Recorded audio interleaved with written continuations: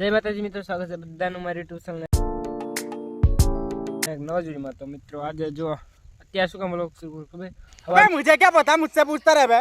एक મેં વ્લોગ શરૂ કર્યો ને તેમાં બધે હું ડિલેટ મારતો તો એવું કરતો હતો ને તે હવારના બધા વિડીયો નીકળી ગયા। અરે દેવા, એમાં જો ઘણું હતું, બળદ બાંધવાઈ ગયો, દૂધ ભરવાઈ ગયો અને ઘરે આ તે કર્યું બધું હતું।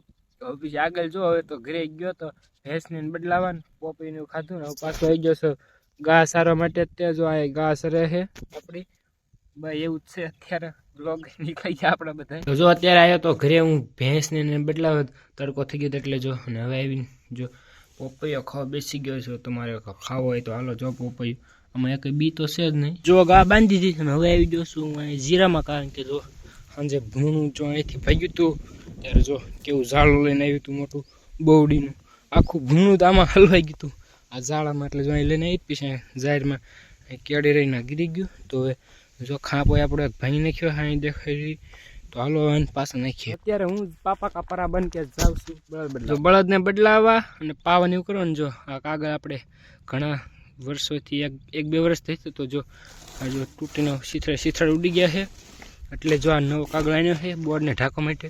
એ જો એટલે આ ઢાંકવાનું છે બોર્ડને। જો બોર્ડનું કામ થઈ ગયું એકદમ રેડી અને બળદને જો હવે પાણીમાં થોડુંક સી પાઈ લેવી અને પછી આવું આમ આ લીમડો ને એવું દેખાય ના બાવન જો જ્યાં સરવાળો થાય બોર્ડને બેન ઢાંકીને બોર્ડને ઢાંકી દીધું બળદ બની ગયો છે। હાલો ઘરે જઈને બપોર કરી લઈ 12 વાગી ગયા।